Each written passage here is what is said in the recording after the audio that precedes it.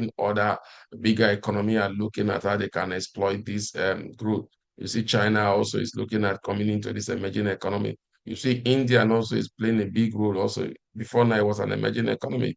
You can see the synergy between India and other emerging economy comes in, the Brexit issue. So all these are things that fueling those type of growth that we're expecting that the IMF is talking about. Right, now let's talk about the performance of the Naira. The Goldman Group has projected that the Naira is going to be one of the best performing currencies in the world. What will you attribute to the strength of the Naira being recorded in recent times, most importantly in the last 1 month? I think, Femi, on this your program, we have criticized the central bank. We have said so much things that they are not doing, but we should give them kudos. People will say, oh, they met it at 700, but it's about 1,000.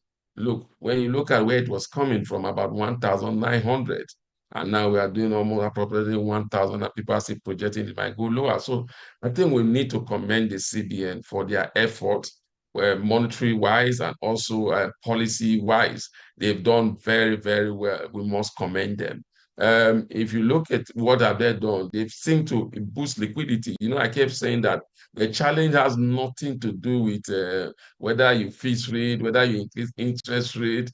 If you don't look at the fundamental issue, which has to do with liquidity, you will not have the result. And finally, they begin to look at liquidity as a challenge. They came up with policy. One of those policy was intervention. Our Naira is undervalued, so we will not allow it to continue to be undervalued.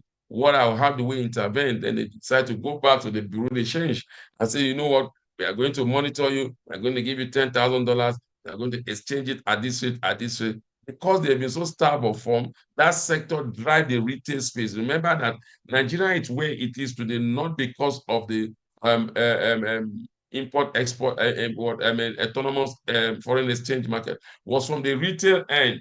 Because the retail end seems to want more of these effects. The brand that is doing a business, he want to do a social media advert, he need about $100. He cannot go to the autonomous FX market to get it. The man that wants to bring in trade goods from China that need $1,000 or $2,000, he will not be going to the autonomous exchange market. So they became a large concentration of Nigeria in the retail side. And these were not being met by the Bureau de Change alone without the support of the CBN. So immediately the CBN comes in there, there seems to be liquidity in that system. The demand for FX, especially dollar, came down, and so it has to come down definitely. Now that was one policy they took. Secondly, the policy of the payment of the 7 billion outstanding that we're owing the airline companies, we're owing some foreign investors. When they were verified, and you also give kudos to the CBN, that they, rather than rush into paying it to achieve the result, they went to forensic audits. They used a large auditing firm to see how valuable are these claims. And with that, CBN saved Nigeria about $2 billion. So you need to give them those immediately they clear up that 5 billion.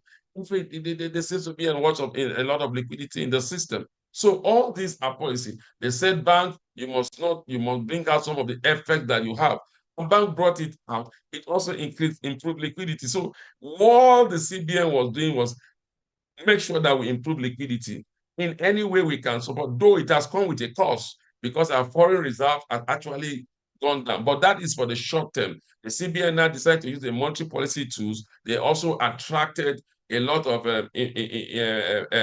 foreign portfolio investors in the capital market, also using our treasury bill yield. And so these investors had to come in because of the yield that they were getting, about 22%, 22 to 23%. And CBN have even brought it low to about 20% over the weekend. So you are saying that with that, investors that are global investors that will earn like 5%, 6% in their own nations decide to come to Nigeria, and that also boosts liquidity in the system. So those are part of the monetary policy. So, and in boosting this liquidity, the main driver of inflation in Nigeria has to do with the exchange rate because of what we consume normally come from outside. So once you are boosting those liquidity, you are bringing down the exchange rate, then indirectly also you are beginning to deal with inflationary pressure because inflation also will come down at its own time. More people said, okay, it hasn't come down, goods are still very expensive. We didn't get here overnight, we won't get over it overnight. So definitely the man that have bought his good at 1,900 has not finished selling, that will not get it at 1,200. So those are part of the factors that the CBN has really done very, very, very well to boost liquidity. We're not forgetting they are also working on the 90 days. If you have, if you use dollar to have a Naira collateral, you have to change the dollar back to Naira. That will bring liquidity into the system. They also have the thing for me, that is the major driver that in the next 2 years, banks should recapitalize. Because the challenge with Nigeria has always been that when we have such challenges like this, we end up stabilizing for 1 year, 2 years, 3 years. And when there's an external shock, we go back to where we're going. So the CBN is looking at a long-term solution to it. Bank must recapitalize. They are not going to recapitalize with their retail ending, which most of us didn't see it very orthodox.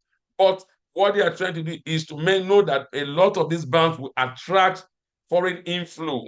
So they want to attract those inflow to also boost more liquidity and bring down the exchange rate. So that is why Government SARS have looked at all this and said, look, with the shortest possible time, the Naira will become the best currency in the world. So we must give them kudos. From the worst currency some months ago to the best currency in the world, a record time of almost a month. I think that should go into the Guinness Book of Economic Recovery Records.